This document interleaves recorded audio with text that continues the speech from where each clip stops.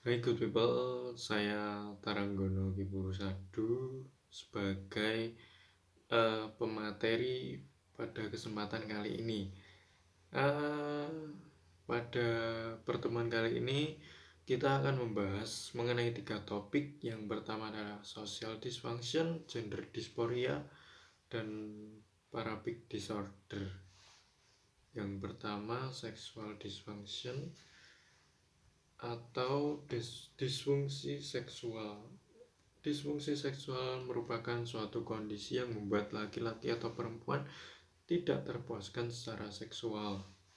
Nah, dan DSM-5 mengelompokkan disfungsi sosial seksual menjadi 4, yaitu yang pertama gangguan hasrat seksual atau sexual desire disorder. Gangguan ini merupakan gangguan akan kurangnya minat seksual atau fantasi seksual yang terjadi secara persisten atau berulang. Gangguan ini biasanya terjadi karena beberapa faktor seperti gaya hidup, di mana seseorang harus mengurus anak atau balita. Yang kedua ada faktor sosiokultural, di mana budaya yang tertutup terhadap seks, atau juga usia klien, di mana bertambahnya usia individu maka menurun pula hasrat seksualnya gitu. Yang kedua ada sexual arousal disorder, atau gangguan ini adalah gangguan akan ketidakmampuan untuk mencapai atau mempertahankan respon fisiologis terkait dengan rangsangan seksual, lubrikasi pada wanita dan ereksi pada pria, yang dibutuhkan untuk menyelesaikan aktivitas seksual atau serta kurangnya gairah atau kenikmatan seksual selama aktivitas seksual. Nah, pada wanita keadaan ini disebut sebagai female sexual arousal disorder. Yang ketiga, gangguan orgasme atau orgasme disorder. Pada pria, gangguan ini melibatkan kesulitan mencapai orgasme ya setelah melalui suatu pola normal dari hasrat dan rangsangan seksual. Bagi pria ada pula ejakulasi prematur, merupakan yaitu terjadi karena ejakulasi yang terlalu cepat yang disebabkan oleh rangsangan yang minim. Sedangkan pada wanita itu kesulitan untuk mencapai orgasme atau disfungsi orgasme primer.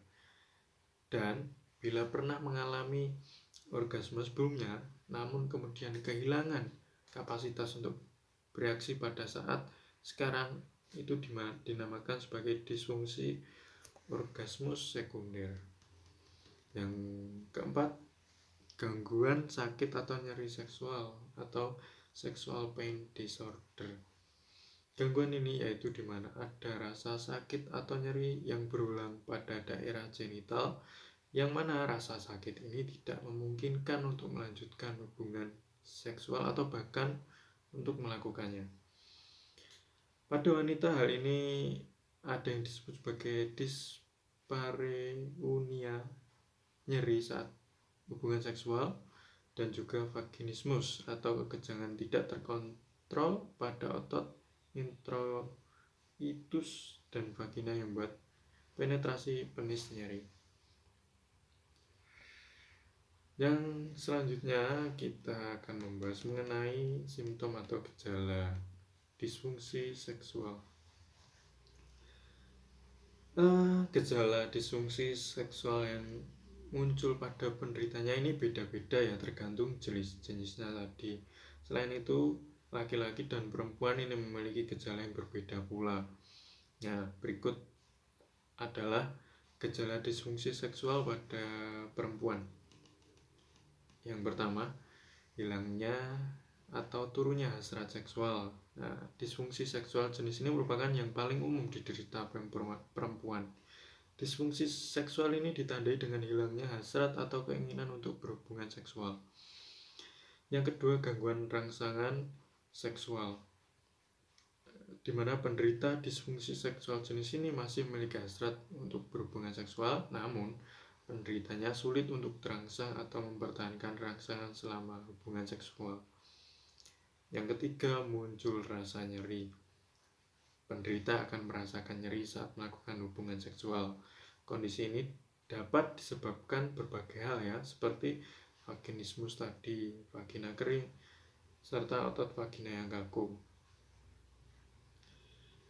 Yang keempat, ada gangguan orgasme. Perempuan yang menderita disfungsi seksual jenis ini akan mengalami kesulitan mencapai orgasme meski rangsangan dan stimulasi dilakukan terus-menerus.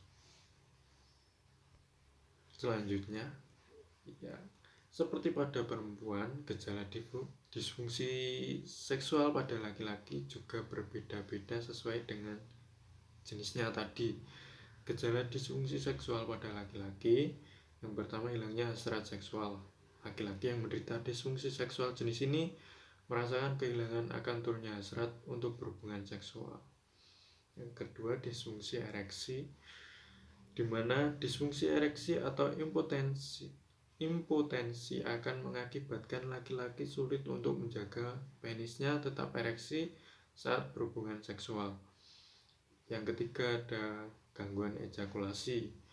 Kondisi ini menyebabkan laki-laki mengalami ejakulasi terlalu cepat, ejakulasi dini, atau justru terlalu lama saat berhubungan seksual. Selanjutnya, etiologi. Ya, ini penyebab ya. Disfungsi seksual secara umum dibagi menjadi 3. Pertama, faktor biologis, kedua faktor psikologis, ketiga faktor sosiokultural. Faktor biologis, disfungsi seksual yang terjadi akibat faktor biologis dapat disebabkan oleh berbagai penyakit. Yang pertama, ada gangguan hormon, di mana tingginya kadar prolaktin menghambat pelepasan GnRH ya dari hipotalamus sehingga menyebabkan menurunnya FSH atau follicle stimulating hormone, dan LH atau luteinizing hormone sehingga menurunkan kadar hormon seks, salah satunya testosteron. Hormon seks pria ini ya. Baik pria maupun wanita, gangguan hormon dapat mengakibatkan disfungsi seksual. Contohnya, penurunan kadar hormon estrogen saat menopause juga kan menurunkan hasrat seksual seorang wanita. Selain itu, penurunan hormon testosteron pada pria juga dapat mengurangi hasrat melakukan kegiatan seksual ini. Yang kedua, adanya penyakit diabetes, penyakit jantung, tekanan darah tinggi, penyakit saraf ya seperti penyakit saraf Parkinson, multiple sklerosis, cedera pada syaraf, terutama syaraf mengatur ereksi. Efek samping dari obat-obatan tertentu juga dapat berakibat disfungsi seksual ya. Faktor organik seperti penyakit diabetes mellitus, hipotiroid, anemia, malnutrisi, gangguan medula spinalis, dan narkotika dapat menurunkan libido sehingga mudah terjadi potensi. Penggunaan obat-obatan seperti antidepresan, antipsikotik juga menyebabkan gangguan ereksi serta gangguan ejakulasi walaupun poten. Merokok. Nah, ini merokok dapat menyebabkan impotensi melalui mekanisme vasokonstrisis. Sedangkan alkohol dalam jumlah sedikit itu dapat meningkatkan ereksi dan meningkatkan libido karena efek vasodilatasi dan menurunkan ansietas. Tetapi dalam jumlah yang besar dapat mengakibatkan penurunan libido dan disfungsi ereksi yang transien. Selanjutnya ada faktor psikologis. Bukan hanya gangguan fisik, disfungsi seksual juga dapat terjadi akibat gangguan psikologi.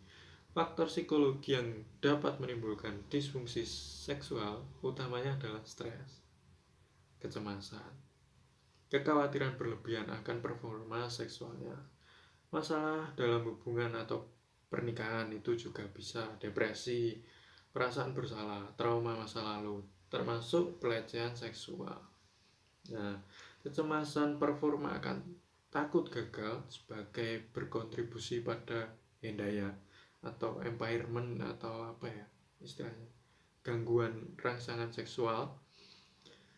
Berbagai kondisi psikologis seperti ansietas, hubungan yang renggang, kurangnya rangsangan seksual, depresi, skizofrenia itu dapat menyebabkan dan memperburuk disfungsi ereksi.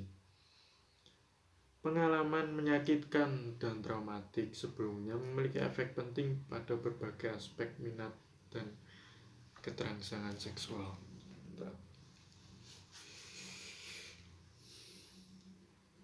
Nah, selanjutnya ada faktor sosiokultural. Faktor lain seperti sosio budaya seperti pendidikan, pendapatan adat istiadat, serta sikap masyarakat terhadap pria dan wanita. Nah, jadi gini ya, perilaku seksual ini juga dipengaruhi oleh perbedaan budaya. Nah, misalnya laki-laki ras Asia itu cenderung konservatif terhadap hubungan seksual, namun kurang aktif secara seksual apabila dibanding dengan laki-laki ras Eropa misalnya.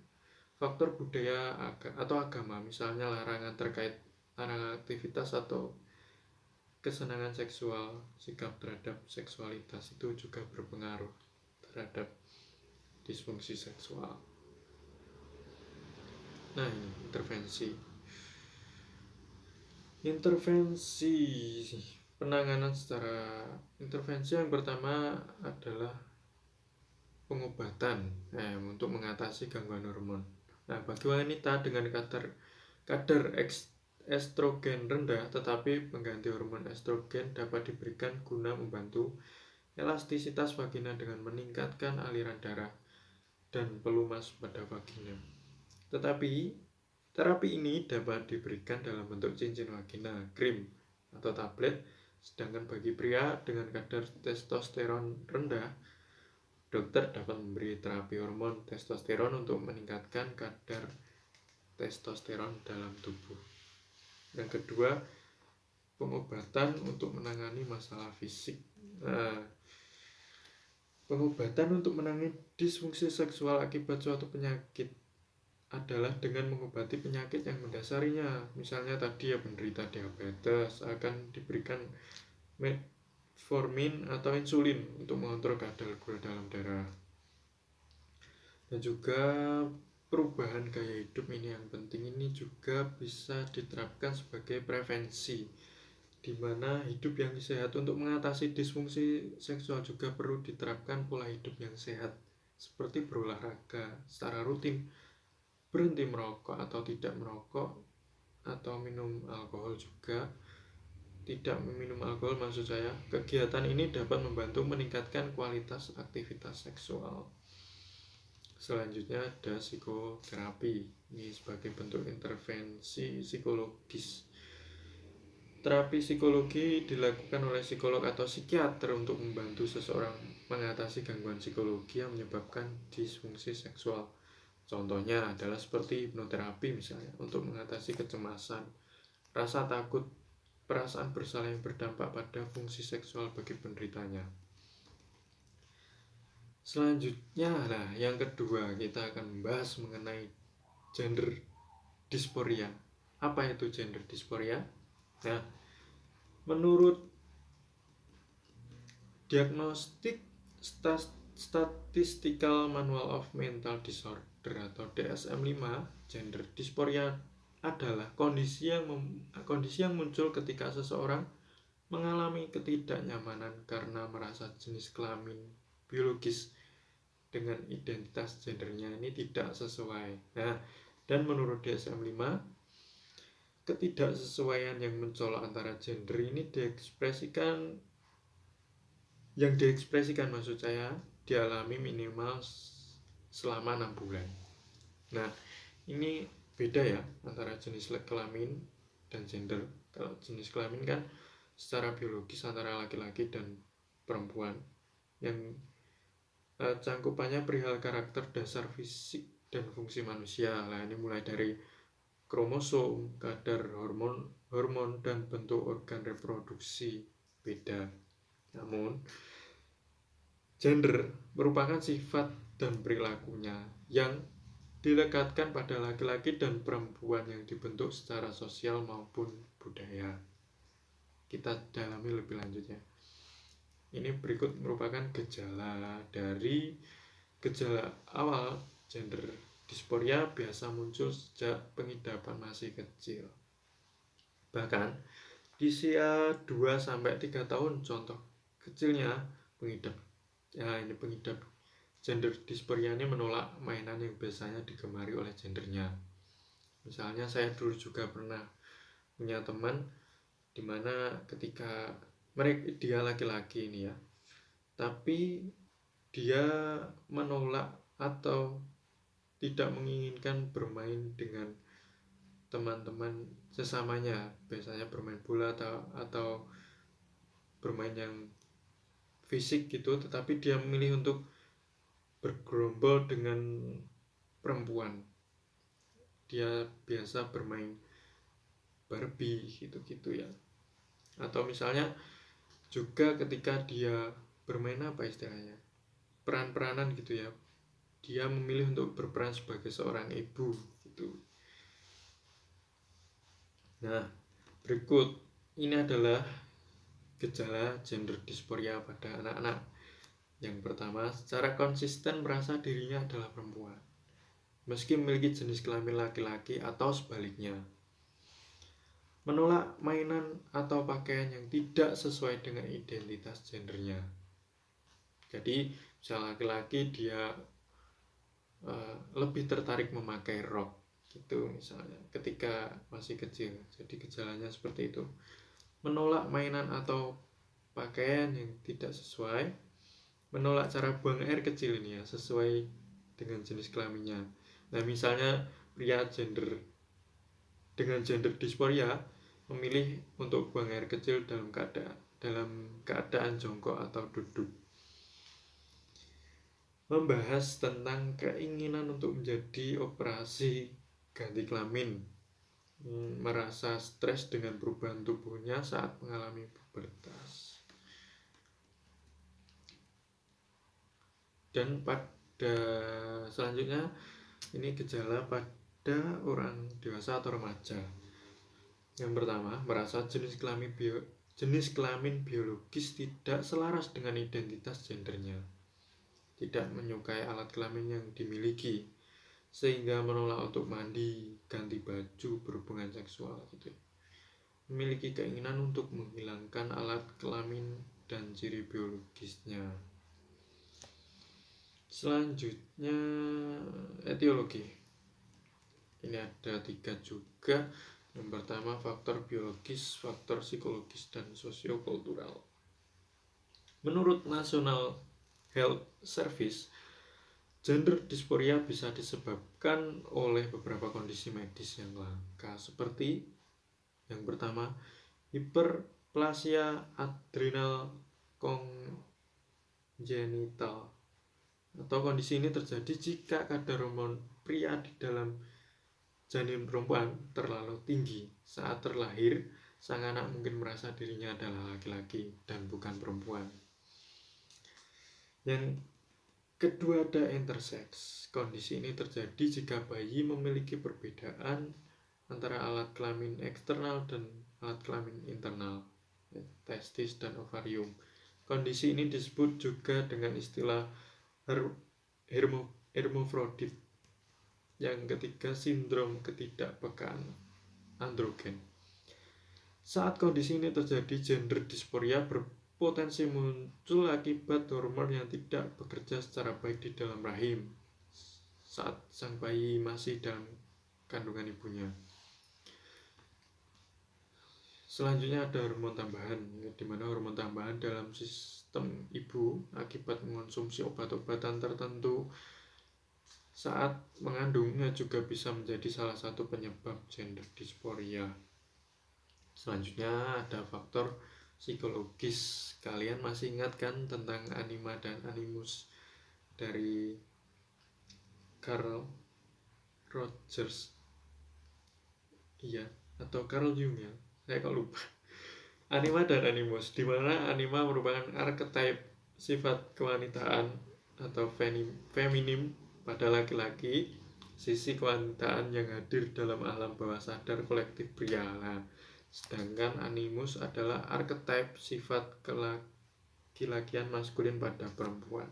Jadi misalnya ketika teman ya si A ini memiliki, dia laki-laki namun dia bergesturnya seperti perempuan, ini berarti kadar animanya yang tinggi.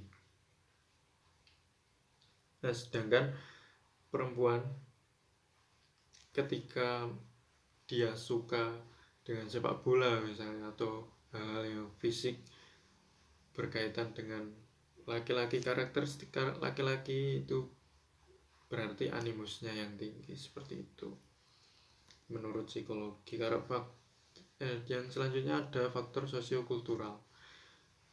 Adanya stereotip untuk kekakuan terhadap peranan laki-laki dan perempuan dalam konsep budaya, kultural, dan agama. Nah, misalnya laki-laki dalam budaya timur ini merupakan sosok yang dituntut untuk memegang tanggung jawab atas pemenuhan kebutuhan ketika berkeluarga, dan perempuan dituntut untuk menjadi seseorang yang serba bisa gitu ya. Sehingga untuk menghindari hal tersebut, seseorang melakukan cross gender. Intervensi sekarang, intervensi apa yang bisa diberikan? Yang pertama dengan terapi hormon, salah satu bentuk pengafirmasian dari keinginan kuat untuk mengganti identitas gender adalah dengan melakukan transisi biologis. Orang dengan gender dysphoria dapat menjalani terapi hormon lintas seks atau cross sex hormon terapi untuk memanipulasi perubahan karakteristik biologis melalui administrasi hormon ke dalam tubuh. Hormon yang diterima dibedakan sesuai dengan perubahan dari laki-laki ke perempuan atau dari perempuan ke laki-laki, sebaliknya. Pada transisi dari laki-laki ke perempuan, hormon yang diterima adalah estrogen dan produksi androgen untuk memunculkan perubahan seperti pertumbuhan payudara, pengecilan ukuran testis, dan pengurangan fungsi ereksi serta reduksi bulu tubuh. Sementara itu, transisi perempuan ke laki-laki digunakan hormon testosteron untuk menstimulasi perubahan suara, pelebaran klitoris, pertumbuhan bulu wajah dan tubuh, penghentian haid, dan atrofi pada jaringan payudara. Operasi yang kedua ini ada operasi penggantian kelamin. Selain itu, orang dengan disforia gender dapat direkomendasikan untuk menjalani operasi penggantian kelamin atau sex reassignment surgery apabila terapi hormon lintas seks dirasa kurang efektif. Operasi ini merupakan intervensi medis yang memodifikasi karakteristik fisik dan jenis kelamin orang dengan disforia gender sesuai dengan identitas gender yang ia alami secara subjektif. Sebelum operasi, orang dengan disforia gender akan menjalani terapi hormon lintas seks terlebih dahulu ya. Selain itu, mereka akan menjalani kehidupan secara 12 bulan dengan identitas gender yang kongruen. Tahap ini menjadi tantangan bagi seseorang trans untuk menghadapi aspek sosial yang timbul saat orang mengganti identitas dan peranan gendernya di masyarakat. Ya, ini sebagai contoh, misalnya seorang trans akan menghadapi tantangan dalam coming out atau menunjukkan dirinya pasca dia operasi, atau memperkenalkan identitas gender barunya pada keluarga, teman, anggota komunitas, dan lain-lainnya. Tahap operasi dapat dilakukan setelah kondisi medis dan psikologis dari orang dengan Disphoria gender diobservasi dan dianggap mungkin untuk dilakukan, ya jadi tidak serta-merta berubah gitu ya. Nah, selanjutnya ini ada tindakan prevalensi. Salah satu nilai yang ditanamkan dalam keluarga kepada anak adalah gender. Nah, ini keluarga kan merupakan agen sosialisasi yang pertama ya, primer. Mengajarkan seseorang anak laki-laki untuk menganut sifat maskulin dan perempuan menganut sifat feminim, bukan sebaliknya gitu ya. Orang tua dapat membedakan perlakuan terhadap anak laki-laki dan perempuan dapat dijelaskan melalui 3 teori ini milik McBoy dan Jacqueline. Yang pertama teori imitasi, di mana mengenai identifikasi awal seorang anak terhadap anggota keluarga yang jenis kelaminnya sama, maka akan menirukan tingkah laku yang jenis kelaminnya sama dengannya. Dengan menirukan tingkah laku orang dewasa, anak akan mengidentifikasi dirinya dengan orang tuanya yang berjenis kelamin sama dengannya. Teori ini didukung juga oleh teori gender psikoanalisis yang dikemukakan oleh Freud, bahwa anak usia prasekolah mengembangkan ketertarikan seksual terhadap orang tua yang berjenis kelamin berbeda. Pada usia 5-6 tahun, anak menghentikan ketertarikan ini karena timbul kecemasan dalam dirinya. Kemudian anak mengidentifikasikan dirinya dan secara tidak sadar mengadopsi karakteristik orang tua tersebut. Yang kedua ada self-socialization. Self-socialization. Dalam teori ini anak akan berusaha untuk mengembangkan konsep tentang dirinya, ini laki-laki atau perempuan, dan juga mengembangkan suatu pengertian tentang apa yang harus dilakukan bagi jenis kelamin yang bersangkutan. Yang ketiga teori reinforcement, menekankan penggunaan sanksi berupa hukuman atau penghargaan. Ya, hal ini akan mendorong anak bertingkah laku sesuai dengan jenis kelaminnya. Sanksi yang diberikan oleh keluarga ataupun orang dewasa lainnya, dengan sanksi anak didorong untuk bertingkah laku sesuai dengan jenis kelaminnya. Misalnya ketika anak perempuan dia membantu ibunya menyapu atau membantu ibunya memasak, ya ini diberi penghargaan, itu ya, reward. Ketika anak dulu, kalau saya laki-laki, anak laki-laki dalam keluarga saya ketika kecil itu tidak boleh memegang ojo demek beras le, gitu ya. Kalau sama mbah saya dulu, jangan memegang beras, tanganmu kiting gitu ya, nanti tanganmu sakit gitu. Hal tersebut menghindari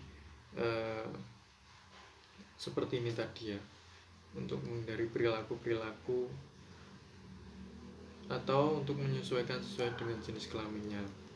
Kalau laki-laki ya bermain sepak bola lah, aktivitas fisik sesuai dengan karakter tersebut.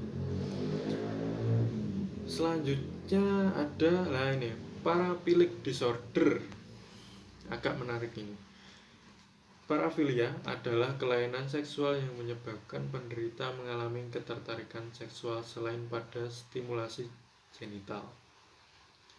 Parafilia berhubungan dengan gairah dan menanggapi objek seksual atau rangsangan yang tidak terkait dengan pola perilaku normal, yang dapat menyebabkan stres atau kesulitan pada individu.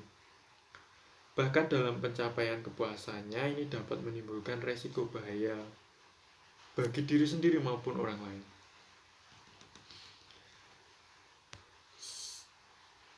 Oke, saya pindah dulu. Menurut DSM, ini menurut saya cukup sulit ya menentukan diagnostik parafilia, terutama karena penderita ini biasanya tidak mengakui atau berusaha menyembunyikan, sehingga penting untuk membentuk hubungan kepercayaan terhadap penderita. ketika kita hendak melakukan diagnosis. Menentukan diagnosis parafilia adalah dengan menggunakan manual DSM-5 atau Diagnostic and Statistical Manual of Mental Disorder dan ICD-10 atau International Statistical Classification of Disease. Terdapat 8 kelainan yang termasuk ke dalam parafilia, yaitu yang pertama voyeuristik, di mana penderita ini mengalami gairah seksual yang berulang atau intens, fantasi, dorongan atau perilaku dengan mengamati orang yang telanjang, sedang dalam proses melepas pakaian atau dalam aktivitas seksual yang berlangsung selama 6 bulan. Penderita harus minimal berusia 18 tahun. Mungkin kalau kasus seperti ini adalah biasanya mengintip orang mandi di kali gitu ya, Joko Tarub itu ya, mengintip orang yang mandi di sungai itu termasuk, menurut ini diagnosis, jika dia berlangsung selama 6 bulan atau penderita dan juga penderita berusia minimal 18 tahun, maka seorang tersebut menderita ini ya, parafilia dengan jenis voyeuristik. Selanjutnya, ada eksibisionistik, di mana penderita mengalami gairah seksual yang berulang dan intens, fantasi, dorongan atau perilaku dengan mengekspos kelamin ke orang asing. Gejala harus hadir setidaknya selama 6 bulan. Untuk kasus ini saya pribadi banyak menemui orang-orang yang mungkin mengidap seperti ini ya. Yang pertama, dulu ada laporan dari teman perempuan ya, dia tidak berani pulang karena ada bapak-bapak yang biasanya tahu-tahu berhenti itu ya, dekat kampus, jalanan dekat kampus lah, dia berhenti dan menunjukkan kelaminnya. Atau saya juga pernah menemui ini di SD, SMP, bapak-bapak juga berhenti menunjukkan kelaminnya ke publik gitu, ke anak-anak tersebut ya. Yang ketiga ada futuristik. Penderita mengalami gairah seksual yang berulang dan intens, fantasi, dorongan atau perilaku yang melibatkan sentuhan dan gesekan terhadap orang yang tidak memberikan izin. Dengan gejala harus hadir setidaknya selama 6 bulan. Kasus ini biasanya terjadi dulu, banyak sekali yang berita-berita yang mengekspos tentang ini di daerah Jakarta, di terminal nggak salah transportasi umum gitu ya, ketika desek-desekan, orang tersebut mengeluarkan kelaminnya dan menggesekkan ke orang tanpa seizin gitu ya. Seksual masokis yang selanjutnya ya. Seksual masokis, penderita mengalami gairah seksual yang berulang dan intens, fantasi, dorongan, perilaku yang melibatkan tindakan nyata, tidak distimulasi dari dihina, dipukuli, diikat, atau dibuat menderita. Gejala harus hadir setidaknya selama 6 bulan. Yang selanjutnya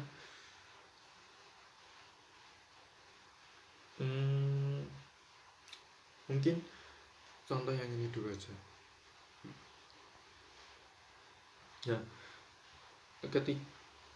Ini keterbalikannya dengan yang akan nanti ya, yang next, yang kelima, dimana kalau yang ini gangguannya lebih kepada dia suka disiksa gitu ya. Misalnya ketika berhubungan seksual dia suka dihina lah, dipukuli, diikat, atau ya intinya yang membuat dia menderita itu dia fetisnya seperti itu mungkin. Nah selanjutnya seksual sadism, di mana penderita mengalami gairah seksual yang berulang dan intens, fantasi, dorongan, atau perilaku dari penderitaan psikologis atau fisik orang lain. Gejala hadir setidaknya selama 6 bulan. Nah ini keterbalikannya yang tadi. Selanjutnya, nah pedofilik. Penderita memiliki khayalan seksual yang berulang dan intens, dorongan seksual atau perilaku yang melibatkan aktivitas seksual dengan anak atau anak pra-remaja umurnya ya di bawah 13 tahun. Gejala hadir setidaknya selama 6 bulan. Penderita berusia minimal 16 tahun dan setidaknya 5 tahun lebih tua dari korban. Mereka yang ada di masa remaja akhir yang terlibat dalam hubungan seksual yang sedang berlangsung dengan anak berusia 12 atau 13 tahun itu dikecualikan. Oke, next saja. Selanjutnya ada fetistik. Penderita mengalami gairah seksual yang berulang dan intens, fantasi, dorongan, atau perilaku baik dari penggunaan benda-benda yang tidak hidup atau dari fokus yang sangat spesifik pada bagian tubuh non-genital. Gejala harus hadir setidaknya 6 bulan. Sama, fetis tidak terbatas pada pikiran wanita yang digunakan dalam cross-dressing seperti pada gangguan transvestik atau perangkat yang dirancang untuk stimulasi genital, misalnya vibrator.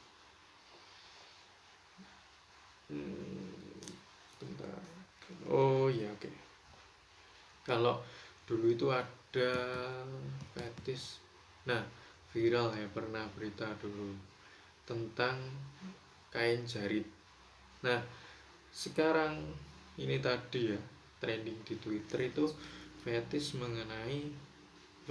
dengan melibatkan kaki, fetis dengan fantasi seks dengan kaki. Jadi ada seseorang yang menawari, ada penawaran, ini kedoknya penawaran apa ya, endorsement ya gitu ya, sepatu dengan syarat menuliskan ukuran kakinya, ukuran sepatunya berapa, dan foto kaki. Nah, ini lagi viral. Atau biasa kalau di saintifiknya kalau nggak salah podofil kalau nggak salah ya. Nanti kita koreksi kalau salah. Koreksi bareng-bareng. Oke. Transvestik selanjutnya. Oke, penderita mengalami gairah seksual yang berulang dan intens, fantasi, dorongan, atau perilaku dari cross dressing.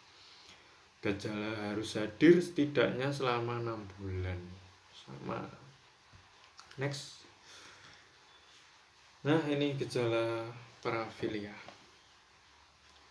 Beragam tergantung dari tipe gangguan seksual. Ini meliputi yang pertama, memiliki keinginan untuk melihat atau mengintip sesuatu yang porno atau telanjang dan aksi berhubungan seksual. Yang kedua, menunjukkan alat kelamin pada orang atau depan umum, menyentuh tubuh wanita tanpa seizinnya. Ini menyentuh alat kelaminnya, biasa pria, ke bagian tubuh wanita, bisa apa atau pantat gitu ya. Yang kelima, melakukan aktivitas ekstrim ketika berhubungan seksual seperti menutup mata, memukul, menindik, menggunakan listrik, mengikat, menusuk, memotong, dan sebagainya. Berhubungan seksual dengan anak kecil, mengalami gairah seksual dengan benda seperti pakaian dalam wanita, plastik, kulit, karet, sepatu, rambut, bahkan feses. Gak tahu ini seperti apa ya. mengalami gairah jika memakai pakaian lawan jenis. Oke, seperti itu. Selanjutnya etiologi. Ini etiologi secara psikologis, penyebab secara psikologis. Yang pertama psikoanalisis, kedua behavioral, ketiga kognitif. Yang pertama, dari tujuan psikoanalisis, parafilia merupakan upaya perlindungan ego untuk menghadapi kekuatan dan memori yang ditekan atau direpress gitu. Parafilia merupakan penghidupan kembali secara simbolik trauma-trauma di masa kanak-kanak.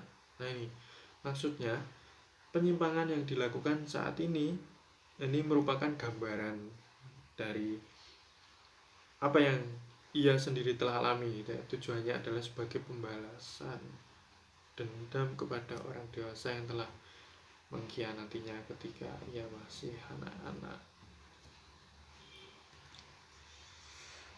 Yang kedua, penjelasan lain dari psikoanalisis adalah bahwa penderita mengalami castration anxiety atau kekhawatiran kalau akan dikastrasi atau dikebiri mungkin ya, sehingga takut berhubungan dengan perempuan dewasa. Kecemasan ini dianggap dapat menjelaskan beberapa gangguan parafilia seperti fetisme tadi, voyeurisme, dan pedofilia.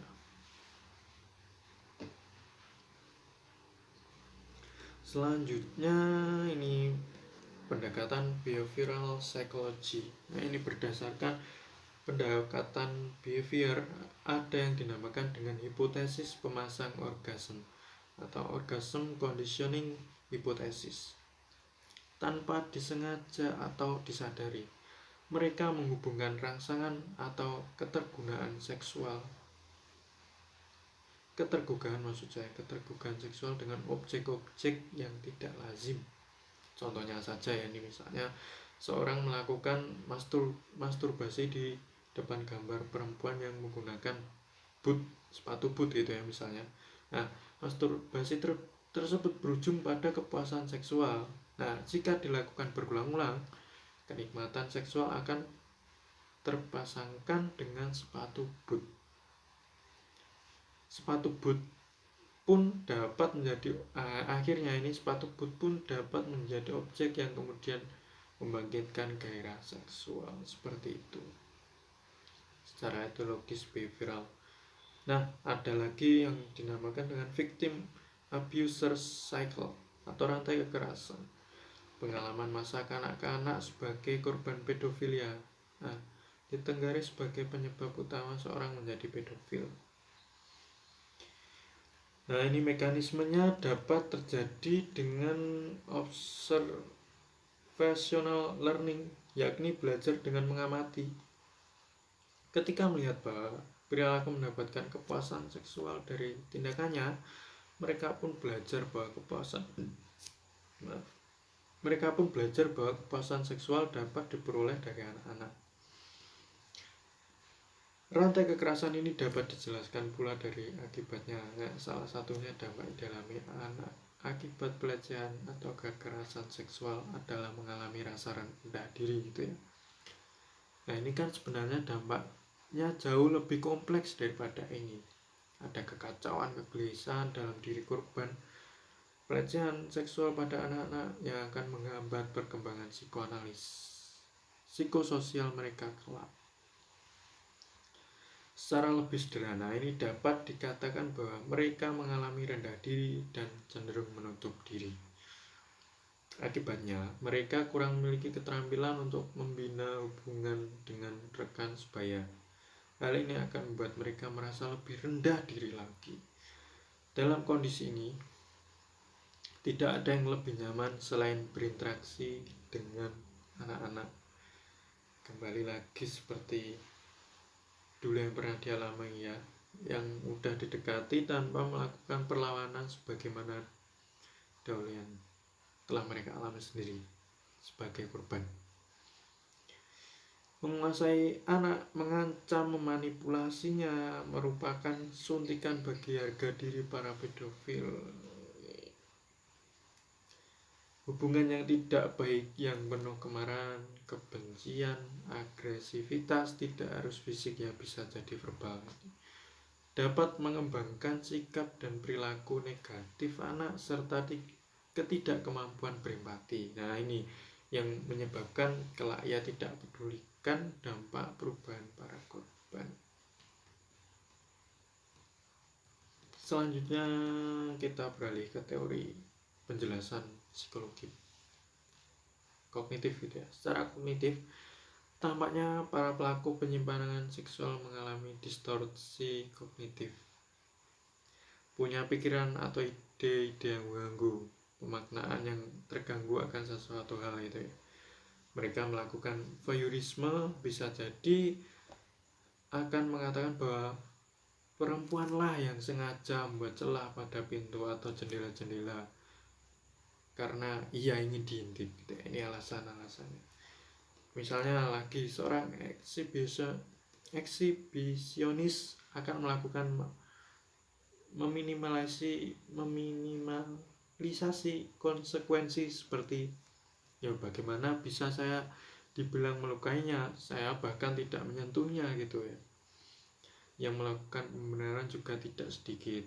Saya pernah mengalami pelecehan seksual, karena itu saya jadi pelaku saat ini. Ini nggak masuk akal sebenarnya. Atau menyalahkan atau menyangkalan saya hanya ingin mengajarkan pendidikan seks yang ayahnya sendiri belum tentu bisa memberikannya gitu ya.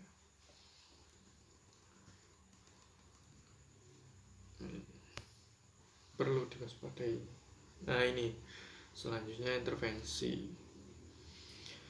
Yang pertama ada intervensi psikoterapi. Mereka mengadopsi perspektif behavioral tadi, akan melakukan aversion terapi dengan variasi bentukannya. Dalam terapi ini klien akan diajarkan untuk jadi tidak menyukai aktivitas penyimpangan seksualnya, atau aversion ini bisa diartikan sebagai keengganan, ketidaksukaan gitu ya. Jika tadinya aktivitas ini membawa kenikmatan bagi si klien, ya sekarang aktivitas ini akan dibuat jadi tidak menyenangkan. Klien akan diberikan tegangan listrik, distrum gitu, atau diberi obat yang menimbulkan rasa mual. Sambil melihat sepatu boot atau gambar anak kecil tadi yang disesuaikan dengan kasus tadi misalnya, lama-kelamaan klien akan mengasosiasikan sepatu boot itu sebagai sesuatu yang tidak menyenangkan lagi. Diharapkan selanjutnya dia tidak lagi punya ketertarikan seksual terhadap sepatu boot. Salah satu variasi aversion terapi adalah terapi perilaku kognitif atau convert dissertation destinasi tertutup, yakni intervensi kognitif behavioral untuk mengurangi perilaku yang dikehendaki dengan meminta klien membayangkan konsekuensi-konsekuensi yang sangat aversif dari perilakunya dan membangun asosiasi negatif dan bukan asosiasi positif ya. Ini justru terbalik dengan yang tadi. Enggak, maksudnya ini beda gitu ya dengan konsekuensi-konsekuensi tersebut. Ini versi lain, jadi dia versinya tuh dia disuruh untuk membayangkan nanti konsekuensinya apa, ada undang-undangnya loh, ini ada hukum, ini kan negara hukumnya, jadi bisa saja tindakan panjenengan walaupun tidak menyentuh eksibisionis tadi misalnya, itu ada hukumannya loh gitu. Versi lain ini dari covert sestination adalah dengan menyebarkan bau busuk dalam ruangan saat klien sedang membayangkan tindakan penyimpangan seksual. Selanjutnya ada tindakan medis. Secara medikal, farmakologi. Nah, pemberian obat-obatan, antidepresan, hormon anti androgen, ya ini mood stabilizer SSRI, obat paling populer yang digunakan untuk menangani parafilia ini menurut Bradford, ini saya baca dari jurnalnya tahun 1997, adalah anti androgen yang disebut cyproteron acanthate atau obat ini. Nah, ini obat ini itu digunakan untuk mengeliminasi nafsu dan fantasi gitu ya. Oh, sudah ternyata. Matur suwun. Terima kasih. Nah, good people, di ujung video ini saya ingin mengatakan bahwasanya jika kita bahas secara mendalam 3 masalah ini, tentunya nanti akan memakan waktu yang sangat lama. Slide yang saya bagikan pastinya juga banyak sekali kekurangannya. Saya mohon maaf. Untuk itu kita perlu juga menonton video dari Mbak Widya dan Mas Ilham. Nah, oke, sebagai penutup, dengan ilmu yang terbatas, hanya sekian yang bisa saya sampaikan. Mohon maaf jika saya ada salah kata, kita koreksi bersama karena ini kita sharing ilmu, kita belajar bareng. Mungkin Bu Robik juga bisa membantu untuk mengoreksi. Selanjutnya kita coba untuk sharing bersama di forum diskusi ya. Terima kasih atas perhatiannya teman-teman. Bu Robik sekian, terima kasih.